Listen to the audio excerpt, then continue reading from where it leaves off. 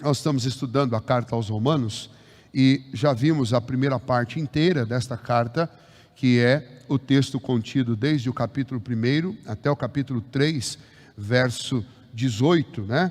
E a conclusão, o fechamento da primeira parte, dos versos 19 a 20. E a conclusão é esta: Paulo nos encerrando a todos na condição de culpados e patentes a manifestação da ira de Deus por causa das nossas condições, por causa da nossa situação de pecado e de desobediência diante do Senhor.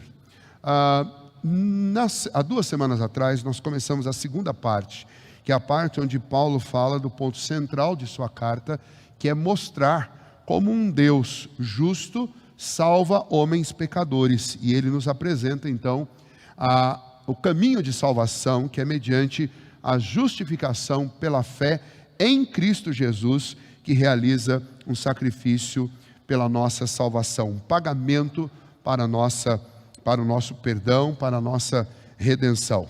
Muito bem, então é nesse ponto que nós paramos há 2 semanas atrás, e de onde nós vamos continuar nesta semana. Mas algumas questões são importantes serem lembradas sobre esta carta. Lembra, quem escreveu foi Paulo, o apóstolo, chamado por Jesus Cristo lá no caminho de Damasco. Ele não tomou para si esta honra de servir a Cristo e de ser apóstolo, mas o próprio Cristo o comissionou para isto. A mensagem que ele pregava não era uma mensagem fruto dos seus estudos, do seu aprendizado aos pés de Gamaliel, pois ele era um judaizante e membro inclusive do Sinédrio, muito bem preparado em todo o Antigo Testamento, nas leis e nas tradições judaicas. Não era esta a mensagem que ele tinha para pregar, mas também era esta a mensagem, não propriamente do judaísmo, mas agora ele anunciava o Evangelho de Deus, que não apenas contempla aquelas palavras de Cristo, mas lança luz sobre todo o Antigo Testamento e dá a real interpretação de todas as promessas, de todas as leis, das profecias que foram dadas. E então Paulo, que era um exímio conhecedor do Antigo Testamento, agora com o Evangelho do Senhor Jesus ensinado e revelado a Paulo pelo próprio Cristo, Paulo trazia esta mensagem do Evangelho, que ele pregava não apenas para gentios, mas ele pregava também para judeus. E a carta que nós estamos estudando era uma carta que iria que iria antecipadamente para Roma, porque Paulo pretendia ir para lá. Mas para que ele pudesse chegar lá e anunciar esta mensagem de Deus, este Evangelho de Deus, ele precisava ser precedido por esta carta que mostrasse um pouco daquilo que ele pregava e do seu ministério, e que pudesse resolver algumas questões que possivelmente existiam lá em Roma em relação à figura de Paulo. Por quê? Porque Paulo, naquele tempo, ele pairava sobre ele algumas calúnias que eram levantadas, tanto entre os cristãos quanto entre os judeus. Se você lembrar, para o judeu praticante tradicional, vinculado ainda ao judaísmo, Paulo era como que um traidor, pois ele deixou aquele judaísmo que ele tinha de forma zelosa e que o levou a perseguir os cristãos, e ele foi convertido por Cristo Jesus ao cristianismo. Para os judeus convertidos ao cristianismo, e até mesmo para aqueles não judeus, Paulo era uma incógnita, porque pairava ainda no coração de muita gente a dúvida de que Paulo, na realidade, estivesse agindo como um agente secreto do judaísmo e que, num momento estratégico, Paulo poderia se voltar contra eles. Mas, ainda lá entre os romanos, e especialmente na Ásia Menor, ainda havia também uma crítica, uma calúnia a respeito de Paulo, considerando como um mercenário da fé, um aproveitador, que se aproveitava da fé das pessoas e daquele movimento crescente dos convertidos ao cristianismo, que na realidade era, na época, a seita dos nazarenos. E então muitos daqueles judeus que estavam em Roma, eles tinham essa dificuldade e esse bloqueio, né? essa não aceitação de Paulo e do seu apostolado. Então Paulo escreve esta carta para lá, para se apresentar aos crentes de Roma, e especialmente para aqueles crentes judeus que faziam parte da igreja. Além disso, o motivo principal não é apenas mandar uma carta tentando desfazer os maus entendidos a respeito da pessoa de Paulo, mas era principalmente convencer aquela igreja a ouvi-lo a respeito do seu trabalho, da sua missão, e especialmente do seu projeto missionário relacionado à Espanha, aonde ele desejava pregar este evangelho, pois aqueles homens lá, gentios, pecadores, também careciam ouvir este evangelho que Paulo declara veementemente, que é o poder de Deus para a transformação do homem, para que o homem conheça a justiça de Deus, que é pela fé no Filho de Deus, para que os homens fossem salvos também e justificados pela obra de Cristo, para que eles crescem nisso, ok? Então, esta é a proposição desta carta. Além disso, é importante que a gente entenda também essas divisões. Até aqui nós estudamos, eu disse a vocês, a primeira parte, e essa primeira parte, passando a apresentação que Paulo faz, é uma parte em que Paulo inicia a apresentação desta mensagem, desse evangelho, encerrando todos os homens, gentios e judeus, ou seja, pagãos e religiosos daquela época, encerra todos numa condição de culpa. Portanto, todos são culpados e todos são indesculpáveis também diante de Deus, e portanto todos carecem de uma salvação grandiosa, que não seja produzida pelo próprio homem, porque dentro da sua culpa, na essência da natureza humana, havia tanto ou há tanta impureza, e o homem está tão manchado com isso, que o homem não pode de maneira alguma por si só alcançar comunhão com Deus ou uma salvação, algo que lhe dê segurança para a eternidade. Então, na primeira parte, Paulo nos apresenta essa dolorosa verdade de que todos nós somos pecadores e todos nós carecemos de Deus, da sua graça, da sua misericórdia, pois todos nós somos caídos. A segunda parte, ele vai mostrar aí, do capítulo 3, versos 21, até metade do capítulo 5, ele vai mostrar como é que um Deus que é justo, que é santo, como é que esse Deus consegue, sem ferir a sua justiça, pois ele é absolutamente justo, salvar pecadores que são culpados e que merecem uma justa punição. E é a parte que nós estamos estudando. Depois disso, nós vamos ver como que fica então a vida dessas pessoas que foram salvas por Cristo Jesus, que estão debaixo da graça, de que maneira que elas vão viver, no que elas devem crer, como elas devem lidar com o presente, como elas devem lidar com o seu passado, como elas devem lidar com o seu futuro, e Paulo nos apresenta isso nos capítulos 6, 7 e 8.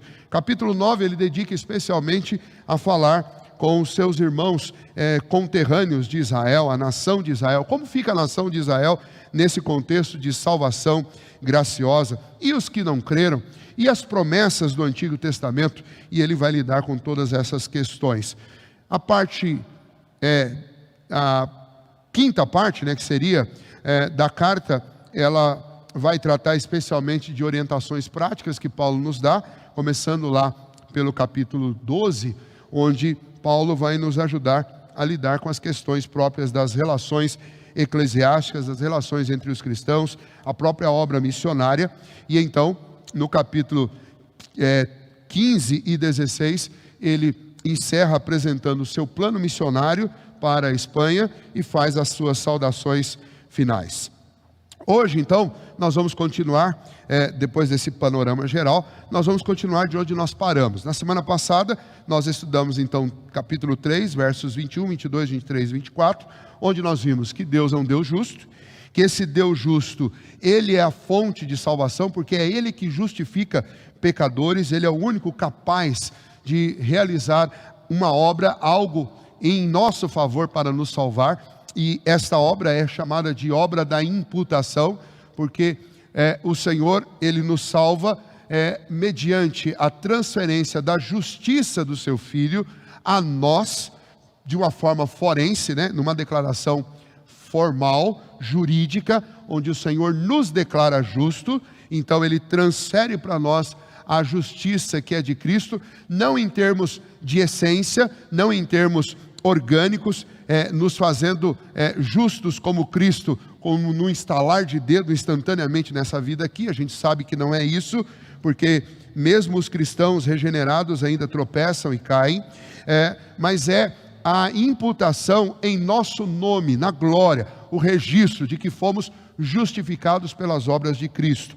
E a dupla imputação, essa dupla transferência, implica também em que Cristo tenha levado sobre si toda a nossa culpa, todos os nossos pecados, o pecado de todos aqueles que o Pai desde a eternidade de antemão escolheu para serem salvos, daqueles que não sabem ainda, daqueles que já sabem disso, daqueles que já morreram e daqueles que ainda vão nascer, e todos sem exceção que crerem em Cristo Jesus, no julgamento de Cristo e na condenação de Cristo na cruz.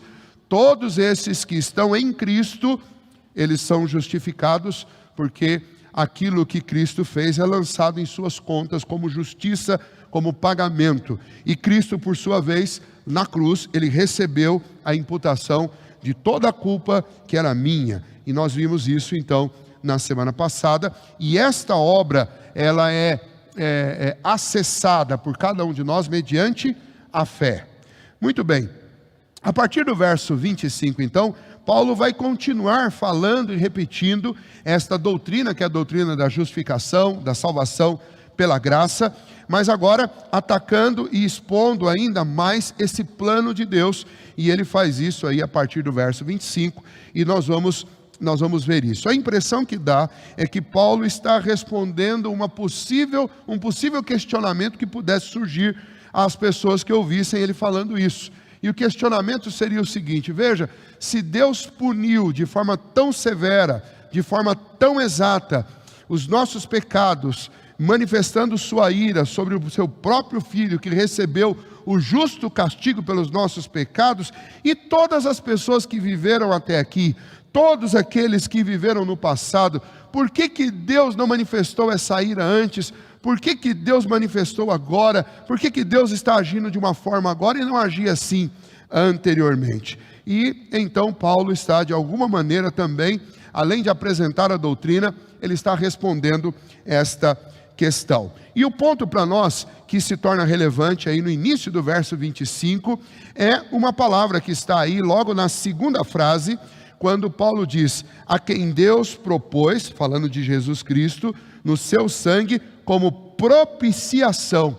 Esta é a palavra importante para nós: propiciação e expiação por meio de Cristo. O que Paulo está fazendo aqui é apresentando para nós qual foi o plano de Deus. E esta apresentação é inspirada pelo Espírito Santo, é o próprio Deus, através do texto de Paulo, apresentando para os judeus e para os gentios e para nós todos, qual era o plano de Deus para salvar pecadores. Uma vez que Deus é justo, como é que Deus salva pecadores? Deus salva pecadores de que maneira? Deus salva pecadores através da expiação dos pecados deles, através de um sangue que foi propiciado por alguém que pode tomar o lugar desses pecadores e pagar o preço pelos pecados dele, né? Então, Paulo, vamos lá, vamos raciocinar aqui e entender o que Paulo está nos apresentando como plano de Deus. Veja, nós aprendemos que toda a humanidade está debaixo da ira de Deus, toda ela. E toda a humanidade, portanto, é devedora de Deus. Nós estamos em dívida com Deus por causa dos nossos pecados. Lá no capítulo 1, nós aprendemos que a ira de Deus se revela do céu contra toda impiedade. Então, todos os nossos pecados, todas as nossas impiedades ensejam a ira de Deus. Mas veja, se passaram milênios até Cristo, e durante todo esse tempo, os pecados dos homens foram tolerados por Deus. Na sua paciência, na sua tolerância, Deus tolerou esses pecados até que chegasse a plenitude dos tempos, e então alguém pudesse realizar um pagamento, propiciar uma expiação, um pagamento daquela dívida que os homens tinham. Essa palavra propiciação, nem sempre ela é conhecida, até mesmo de nós cristãos, e é uma palavra que tem sido inclusive tirada de muitas versões da Bíblia. Se a sua ainda contém essa palavra, então a sua é uma boa tradução. uma boa versão, e eu espero que você continue optando por versões assim confiáveis, né? Esta palavra propiciação nos faz lembrar do Antigo Testamento, porque ela é muito presente, especialmente lá no Pentateuco, nos primeiros livros da Bíblia, quando Deus dá ao povo hebreu instrução de como deveria realizar os sacrifícios e de como o povo deveria prover, né? Em alguns momentos, especialmente, eu vou citar aqui, no dia da expiação, prover um sangue que deveria ser aspergido sobre a tampa da Arca da Aliança como propiciação pelos nossos pecados. Eu vou explicar isso. Veja bem, a palavra propiciação, inclusive dentro da Bíblia, ela significa literalmente satisfazer a justiça de Deus com um pagamento. Então, aquilo que é feito através desse cerimonial significa a busca por um pagamento que satisfaça a justiça que foi quebrada pelos nossos pecados. Então, lá no Antigo Testamento, quando Deus deu as leis aos levitas e estabeleceu, ordenou também a Moisés que construísse o tabernáculo, foi estabelecida uma tribo que deveria ser responsável pelo culto, pela adoração e pelos sacrifícios que eram realizados para a busca do perdão dos pecados. E então foi ordenado a Moisés que ele confeccionasse uma arca. Esta arca deveria ser revestida em ouro. Sobre essa arca seria colocada uma tampa, né? um tampo sobre a arca. Esse tampo todo folheado em ouro. Ele deveria conter ali também 2 querubins com suas asas voltadas sobre a arca, de frente um para o outro. Dentro da arca havia lá uma cópia, né, dos 10 mandamentos, ficava guardado ali, simbolizando a lei de Deus, e ela ficava acomodada lá no tabernáculo, naquele lugar chamado Santo dos Santos. Se você já leu, já ouviu algo sobre isso, lembra lá de como essas leis foram dadas. O Santo dos Santos era o lugar onde o sumo sacerdote, ele entrava uma vez por ano para oferecer um sacrifício, para levar o sangue do sacrifício e espargir sobre a tampa da Arca da Aliança, que era chamada de propiciatório, como um pagamento pelos pecados. E ele trazia, especialmente nesse dia, o sangue de um novilho, que era aspergido sobre a arca como propiciação, como pagamento dos pecados do próprio sumo sacerdote, e depois o sangue de um cordeiro, de um carneiro, que era aspergido para perdão dos pecados do povo, da congregação dos hebreus. E a instrução que Deus deu a respeito disso, toda ela é tipológica, ela em sua totalidade, ela aponta para aquilo que Cristo iria fazer. Então veja, nós falamos disso há 2 semanas atrás, este plano de Deus, ele não aparece só no Evangelho, e nem muito menos somente quando Paulo apresenta este Evangelho, mas este plano de Deus, ele está presente em todo o Antigo Testamento. Como Paulo está escrevendo para a igreja de Roma, e é uma comunidade grande de judeus, Paulo faz sempre referência a essas leis, a esses conteúdos do Antigo Testamento, porque Paulo quer provar o seu ponto, confirmando com argumentos que os judeus não tinham dificuldade de aceitar, porque é próprio da realidade deles. E então, para fazer isso, ele usa palavras como propiciação, porque o judeu entendia muito bem, sabia do que ele estava falando. Esta propiciação era um apaziguamento, um pagamento, uma satisfação da justiça que tinha sido quebrada. Então Deus manifesta a sua ira do céu contra toda impiedade, e Deus mesmo anuncia e ensina a Moisés, mostra aos homens como é que homens pecadores podem apaziguar a ira de Deus por causa das injustiças cometidas pelos homens. E a forma que foi apresentada desde o Antigo Testamento, ela era tipológica, ela apontava para aquilo que Cristo iria fazer, porque afinal de contas a Bíblia deixa claro, o livro de Apocalipse nos anuncia isso insistentemente: Jesus Cristo é o Cordeiro de Deus, o verdadeiro Cordeiro de Deus, que foi morto, mas ressuscitou, o Cordeiro de Deus que morreu para salvar as nossas vidas, o Cordeiro de Deus que tira o pecado do mundo. Aquele sangue de animais foi aspergido muitas vezes sobre a arca, e a carta aos Hebreus diz que tudo aquilo ali jamais teve qualquer eficiência para apaziguar a ira de Deus. Por quê? Porque como tipológico, como um sinal, aquilo ali deveria servir para fazer com que o povo olhasse para o Messias que viria, para o Redentor, entendesse que somente através do derramamento de sangue há perdão de pecados, e somente através do Messias esse perdão e esse pagamento e esse derramamento de sangue seria eficaz e definitivo para perdoar os pecados.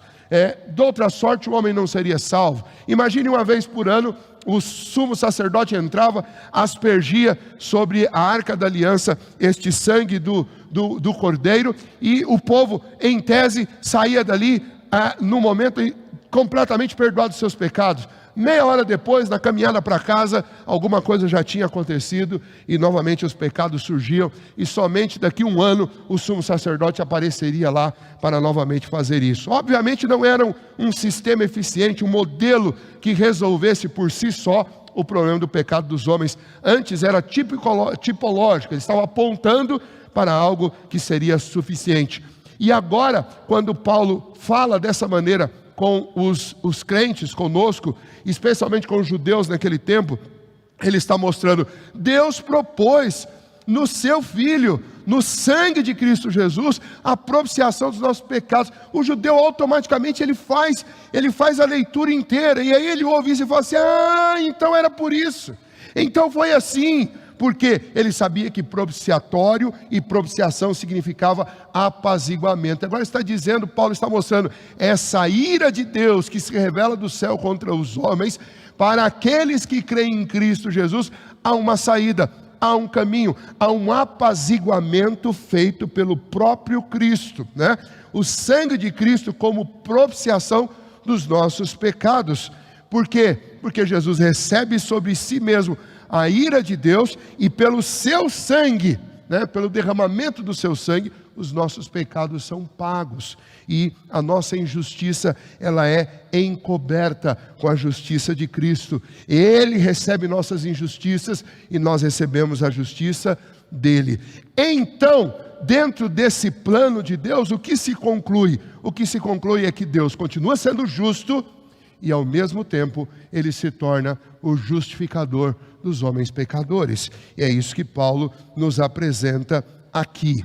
Novamente ele reafirma ainda neste capítulo que isso é mediante o quê? Não é mediante o cumprimento de obras, normas ou regras ou cerimônias. Isso é mediante a fé em Cristo Jesus. Veja aí, ele insiste nisso, né? A quem Deus propôs no seu sangue como propiciação, e aí, vírgula, mediante a fé, para manifestar a sua justiça, por ter Deus, na sua tolerância, deixado impune os pecados anteriores do passado. Vejam bem, o ponto aqui continua sendo esse, a gente não pode desprezar esse ponto de Paulo, né? Um segundo ponto para nós aqui, é que tudo isso é mediante a fé. Ou seja, como nós aqui no século 21, podemos nos valer e saber que aquilo que Cristo fez lá no primeiro século tem a ver comigo também, que estou aqui no 21º século. Como é que eu consigo fazer essa ponte? É exatamente através do que Paulo deixa claro para nós, e também nós lemos lá no Evangelho de João, aquele que crê, portanto é mediante a fé. Quem crê já foi julgado, quem não crê já está condenado. O que João está dizendo lá no Evangelho de João, capítulo 3, verso 17, é que aqueles que creem em Cristo Jesus, por que eles já foram julgados? Porque eles, em Cristo Jesus, eles já têm as suas dívidas pagas, então eles estão salvos. E por que aqueles que não creem já estão condenados? Significa que eles, no dia em que forem julgados, eles não terão como satisfazer a justiça de Deus. Se eles não crerem em Cristo e não crerem nessa propiciação, nessa expiação que foi feita, eles não têm como escapar de tão terrível condenação. É o mesmo que Paulo faz lá no capítulo 3, quando ele diz que, aliás, no final do capítulo 2, aqueles que com lei viveram, com lei eles serão condenados, e aqueles que sem lei viveram, sem lei também serão condenados, porque com lei ou sem lei, nenhum dos homens escapará.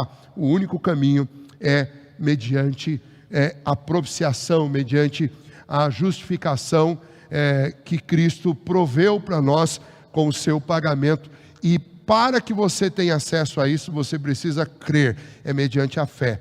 E esta fé, e aí é um ponto importante para nós, que nós vamos estudar ainda, esta fé, ela não vem de nós mesmos, ela não é própria nossa, ela não é uma fé genérica, ampla, um positivismo, como muitas pessoas têm por aí e acham que é a fé que a Bíblia fala. A fé que a Bíblia fala é a fé salvadora, ela é um dom de Deus. Lá em Efésios capítulo 2, isso fica muito claro, esta fé é um presente de Deus. Quando Jesus está falando aos apóstolos a respeito da missão do Consolador, a missão do Espírito de Deus, ele diz que quando o Espírito vier, ele convence o homem do pecado, da justiça e do juízo.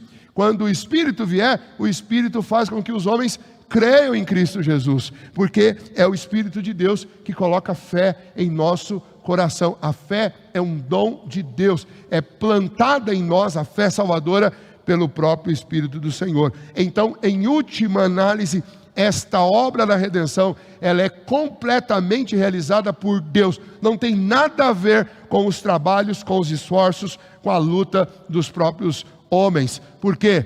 Porque nesse processo nós somos pecadores perdidos e estamos debaixo da ira de Deus. Mas Deus manda o seu Filho, realiza um pagamento, uma expiação dos nossos pecados, a propiciação, satisfaz, apazigua a justiça de Deus para apaziguar a sua ira, e o próprio Deus envia o seu Espírito também, que produz fé em nosso coração, para que a gente creia em Cristo Jesus e para que a gente seja salvo. Portanto, do começo ao fim, não tem a ver com obras, é mediante uma fé, e esta fé que é um dom de Deus, não tem nada a ver comigo, nem com você.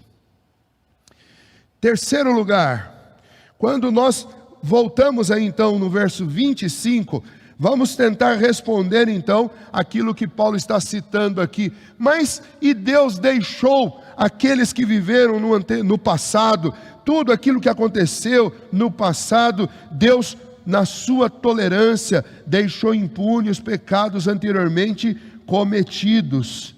Veja, Deus manifesta a sua justiça sobre o seu Filho Jesus para o pagamento dos pecados que anteriormente Deus tolerou. Ficaram impunes, aparentemente ficaram sem uma resposta, sem um justo pagamento, sem uma disciplina adequada por aquilo que o homem fez. O que esta expressão e este ponto que Paulo coloca aqui traduz para os nossos corações? Traduz que Deus é paciente e longânimo. Essa é a importância dessa colocação na segunda parte desse verso. Esse Deus que é o justo e o justificador, este Deus que proveu uma propiciação, expiação para os nossos pecados, Ele é um Deus que não perde a paciência jamais. Ou seja, veja, este Deus, Ele esperou o tempo certo, Ele aguardou a plenitude dos tempos, Ele suportou todas as ofensas, todos os ataques dos homens contra a sua santidade, contra a sua bondade, contra a sua misericórdia, contra o seu amor, contra a sua justiça, contra a sua retidão. Deus tolerou, suportou todas as impunidades dos homens, todos os seus pecados, até que Ele pudesse cobrar isso de sobre os seus filhos, de sobre o seu filho. Ou seja, Deus tolera, Ele tem paciência, Ele mesmo toma a iniciativa de abrir para nós um caminho de salvação, e Ele não nos abandona, Ele não desistiu de nós. E esse é um ponto importante para cada um de nós. Eu quero conectar isso daqui com o capítulo 5, quando Paulo vai citar lá: se nós, quando éramos ainda inimigos de Deus, Deus deu a vida do seu próprio Filho para nos salvar, quanto mais agora. Com o capítulo 8, que ele diz: aquele que não poupou o seu próprio Filho, antes por todos nós o entregou, porventura não nos dará graciosamente todas as coisas. E quando eu faço essa conexão, o que eu quero apresentar para você é o seguinte: Deus nunca desistiu da sua vida. Deus teve toda a paciência e longanimidade. E se você está pensando agora que por causa de um tropeço seu, de um erro seu, por causa de todo esse momento que talvez tenha gerado um esfriamento no seu coração, Deus estaria de alguma maneira zangado com você e não tenha mais paciência, ou tenha fechado a porta para você. Muitas vezes a gente passa por circunstâncias na vida que a gente tem a impressão, parece que o céu se fechou, as portas se fecharam, as janelas se fecharam, e a gente acha, Deus se esqueceu de mim, Deus me abandonou, Deus está longe de mim. E eu afirmo a você, Deus não te abandonou, Deus não nos abandona, mas Deus teve e tem toda a paciência, e Deus, por sua misericórdia e graça, Ele não desiste de nenhum de nós. Creia nisso.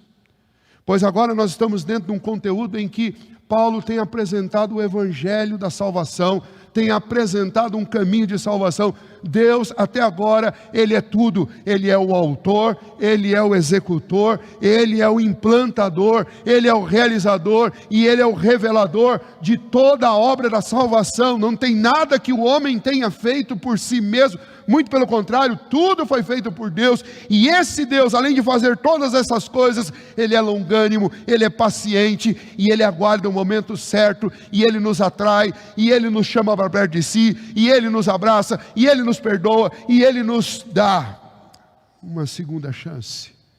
E você não pode perder isso, e você não pode deixar o tempo passar, e nem nutrir no seu coração alguma desconfiança de que Deus não esteja disposto a te perdoar, te abençoar e te conceder a salvação. Portanto, é importante que a gente ouça o imperativo do Evangelho, quando Jesus disse, quem crer em mim será salvo. Quem não crer já está condenado. É importante que você ouça o convite de Jesus, porque é disso que Paulo está falando, quando Jesus diz, vinde a mim todos vocês que estão cansados e sobrecarregados, que eu vos aliviarei. É o mesmo que Paulo está dizendo aqui. Paulo está dizendo, nunca foi obra de homens, vocês nunca foram capazes, e vocês jamais serão capazes. Parem de se cansar inutilmente, tentando por meios próprios, por méritos próprios, por obras próprias, alcançarem a salvação, porque não é assim. A salvação é mediante o sacrifício de Cristo Jesus. Ele concluiu a obra do Pai, e Ele mostrou que o nosso Deus é justo e justificador. Em quarto lugar, Deus castigou na cruz os nossos pecados, na vida do seu Filho Jesus. É isso que nós lemos, quando nós observamos que Ele é o justo e o justificador daquele que tem a fé em Jesus.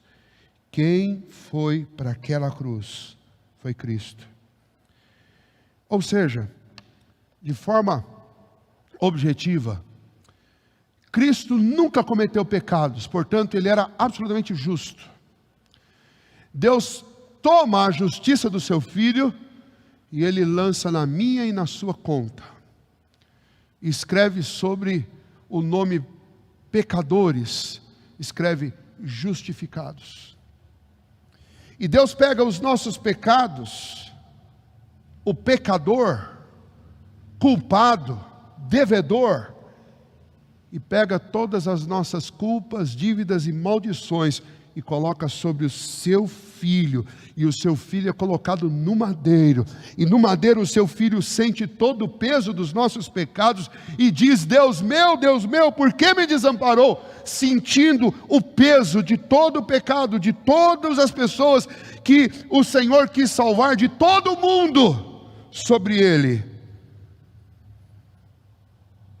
E Ele, através do seu sangue, Ele fez a expiação dos nossos pecados. Ele satisfez a justiça de Deus.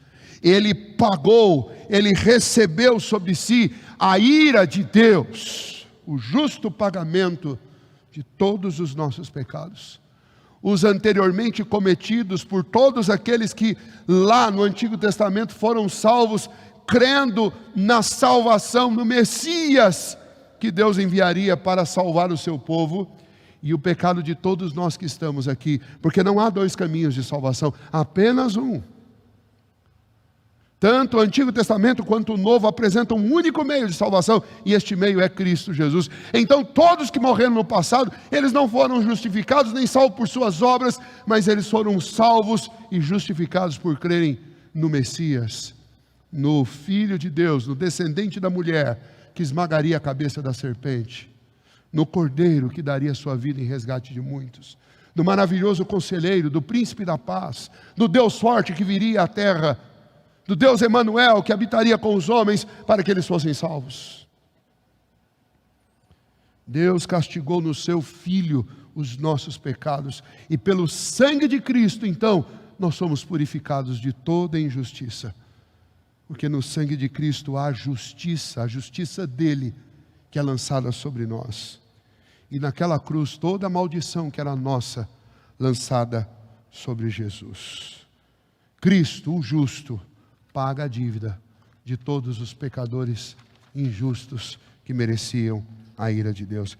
É esta a obra da justificação pela fé, o modelo, o projeto, o plano de Deus para a nossa redenção realizado por meio de Cristo Jesus. A partir daí, então, Paulo tira as conclusões para nós, e são as conclusões também para nós nessa noite. As aplicações, elas estão aqui, elas são bem claras, objetivas, e eu quero passar rapidamente estas conclusões com vocês. A primeira delas está aí no versículo de número 27. Não há espaço para orgulho. Nenhum de nós pode se orgulhar de coisa alguma, e especialmente se tratando do âmbito da nossa salvação, da nossa vida com Deus, da nossa relação com Deus, não há espaço para jactância. É isso que Paulo diz quando ele fala no verso 27, onde pois a jactância? Toda ela foi excluída, ou seja, aonde está a possibilidade de nós nos orgulharmos, de contarmos algum tipo de vantagem? Paulo diz, não há como. Todo o orgulho, toda a prepotência, toda a arrogância, todo o mérito humano, tudo isso foi lançado por terra. Não há valor algum. Não adianta orgulho nacionalista, porque você é judeu, você não é salvo porque você nasceu na nação de Israel. Você não é salvo por causa da sua denominação. E nós vivemos numa época onde o orgulho espiritual, o orgulho denominacional tem separado o povo de Deus, porque muitas pessoas, muitos de nós batemos no peito para dizer, eu sou presbiteriano da Gema, eu sou batista da geração de não sei das quantas, eu sou a terceira geração de assembleano. Você pensa que foi algum líder de alguma dessas igrejas que subiu na cruz para nos salvar? Não foi, mas foi o cabeça da única e verdadeira igreja, que é a igreja de Cristo, e o cabeça dela é Jesus Cristo. Foi ele que morreu na cruz para nos salvar. Então na igreja de Cristo não há espaço para o orgulho pessoal, não há espaço para o orgulho nacionalista, não há espaço para o orgulho denominacional, não há espaço para o orgulho meritocrata. Eu sou doutor, pós-doutor, em Antigo Testamento, em Novo Testamento, em teologia isso, teologia aquilo.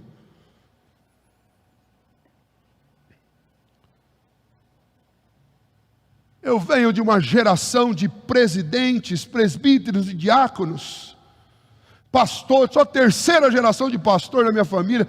Você acha que Deus está preocupado? Ele se importa com o seu histórico e o histórico dos seus ancestrais? Não há espaço para orgulho. Não há espaço para orgulho espiritual. Pastor, eu tenho os meus joelhos grossos e calejados porque eu oro muito. Bom, glória a Deus por isso. Está sendo obediente, tem que ser mesmo. Mas não conta vantagem, porque no dia que você contar vantagem, você está no caminho, na contramão do Evangelho. porque não há espaço para jactância. Tudo que eu orar é pouco. Eu nunca vou poder contar vantagem disso. Porque tudo que eu orar ainda é muito pouco. Porque tudo que eu pregar é muito pouco. Um dia desse eu estava fazendo a conta de exposições completas de livros que eu já tinha feito. E no meio da conta, como uma faca no peito, um pensamento que eu acredito que é produzido pelo Espírito de Deus no nosso coração, para nos afastar do orgulho, veio. O pensamento de que fazer essa conta não era muito diferente de Davi contando quantos soldados ele tinha para a batalha. Às vezes nós queremos troféus para colocar na estante. Mas Paulo diz, não há espaço para jactância ou para orgulho. Não há. Não se deixe envenenar nem enganar por isso.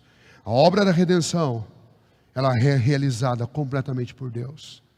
A obra da salvação, ela é realizada inteiramente pela Trindade. E a nós cabe apenas o corar de vergonha. Como Paulo disse, se for para me gloriar em alguma coisa, eu me gloriarei naquilo que é meu de fato, as minhas fraquezas. Que a gente lembre disso. Inclusive no relacionamento com os outros. Porque esta obra da justificação pela fé, da salvação graciosa, ela nos é o maior de todos os exemplos a respeito de como devemos nos relacionar com as outras pessoas. E no nosso relacionamento com o próximo, nós devemos apresentar as bases da nossa fé. E se a base da nossa fé é uma salvação que é absolutamente graciosa, mediante uma obra da misericórdia de Deus, da graça de Deus sobre as nossas vidas, quem somos nós para não perdoar? Quem somos nós para desistir? Quem somos nós para abandonar? Quem somos nós para perder a paciência? Quem somos nós para decidir cobrar os nossos direitos, quando Deus não fez isso conosco? Quando Deus não faz isso conosco. A nossa salvação e a teologia que nós aprendemos nas Escrituras, elas dão base suficiente para que a gente entenda que como um cristão eu devo perdoar. Segundo, o homem é justificado pela fé? Sim. Então lembre-se disso, não são as obras. As obras, e especialmente no caso dos cristãos, as boas obras que nós praticamos devem ser, primeiramente, para obedecer o Deus que nos salvou. Não é para ganhar a salvação, é para obedecer o Deus que nos salvou. Segundo, é para adorar o Deus que nos salvou. Terceiro, era para fazer com que o nome dele seja conhecido e glorificado, inclusive entre os que não o conhecem. Quarto, é para servir uns aos outros. E quinto, diz respeito a tudo que envolve a minha vida, das coisas mais triviais às coisas mais sacras aos nossos olhos. Mas em momento algum, as obras que eu realizar nesta vida, em qualquer âmbito, são meritocráticas. Nenhuma delas são. E para que elas não sejam pecaminosas, eu devo fazê-las em obediência a Deus e dedicando e oferecendo-as ao Senhor. Caso contrário, se eu estiver fazendo para ganhar de alguma maneira o elogio dos homens, elas deixam de ser boas obras e se tornam obras pecaminosas.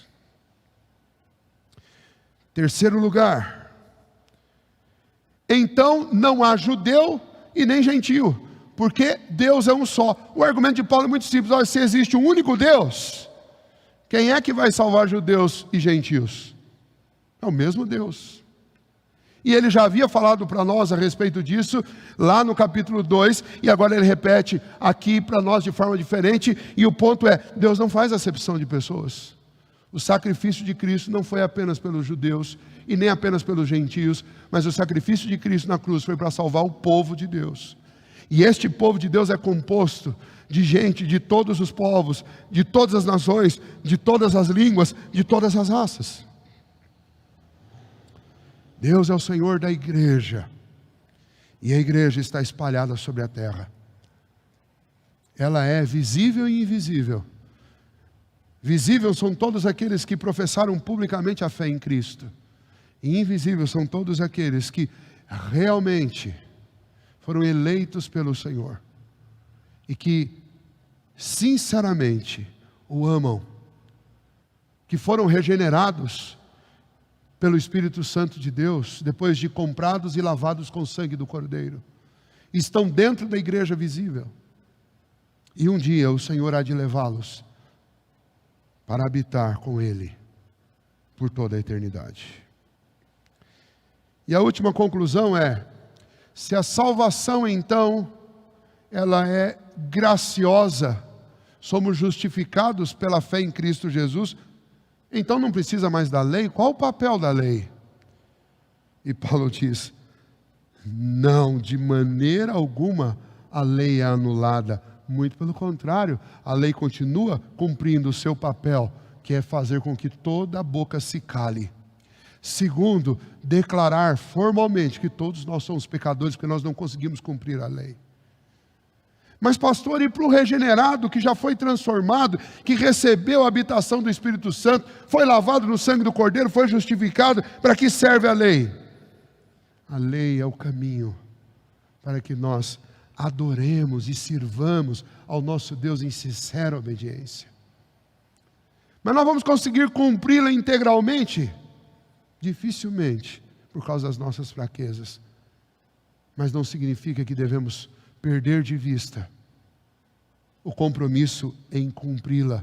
Devemos sim antes pedir que o Espírito Santo nos capacite a obedecer, que Ele nos transforme dia a dia para sermos semelhantes a Cristo Jesus, imitadores de Cristo Jesus. E como diz João: e se porventura alguém pecar, nós temos um advogado junto ao Pai, Jesus Cristo justo. Ele é a propiciação, Ele é o pagamento de todos os nossos pecados. Mas nós não descartamos a lei, mas nós entendemos de forma mais ampla qual a função da lei. E a função da lei nunca pôde ser para mim um caminho para a minha salvação, mas ela sempre apontou o caminho da salvação, que é aquele que cumpriu toda a lei. Para mim ela é um grande desafio, e um desafio para o qual eu sou capacitado pelo Espírito Santo de Deus.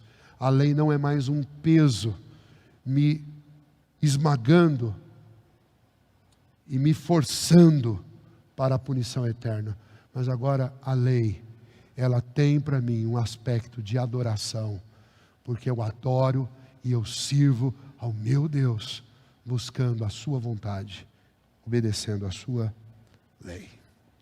Esta é a obra da justificação pela fé, esta é a salvação graciosa que nos é apresentada em Cristo Jesus. Você que ouviu esta mensagem, você que está ciente de como o Senhor, o Deus justo, salva pecadores, eu só tenho a dizer para você nesta noite, que já é cristão: louve e adore ao Senhor todos os dias, intensifique a sua adoração pela salvação graciosa que você recebeu, e não deixe de maneira nenhuma que o veneno da meritocracia, do orgulho, te afaste do Salvador gracioso. Para você que ainda não rendeu sua vida a Cristo, eu quero dizer para você: não há saída deste universo de pecado, onde a ira de Deus se manifesta duramente, se manifestará decisiva e definitivamente, acabando com toda esta injustiça. Não há saída, exceto o único caminho que foi aberto por Deus, que é Jesus Cristo. Ele disse: eu sou o caminho, a verdade e a vida, e ninguém vem ao Pai se não for por mim. Quanto custa passar por esse caminho? Para você não custa nada. Para todos nós custou apenas a nossa rendição a Cristo Jesus, porque Ele toma os nossos fardos e Ele paga a nossa dívida. Por isso ele diz: vinde a mim, você que está cansado e sobrecarregado, que eu vou aliviar você. Você vai ficar com a minha justiça, e eu vou ficar com a sua culpa. E ele pagou por todas as nossas culpas, para que nós pudéssemos descansar e receber o refrigério da justiça dele, da paz dele e da comunhão dele com o seu Pai. Se você precisa dessa paz, dessa quietude, desse alívio e desse refrigério em seu coração, eu insisto com você, renda-se a Cristo Jesus. E você pode fazer isso nesse momento, aonde você está, dizendo para Ele: Senhor, eu não aguento mais e não consigo mais tentar pelos meios próprios. E eu reconheço que eu só posso ter paz com Deus por meio do Senhor Jesus. Recebe a minha vida, recebe o meu coração e traga sobre mim o bálsamo da cura, da transformação e da regeneração que é anunciado no Evangelho. Que Deus te abençoe e que Ele te conceda esta graça da salvação em Cristo.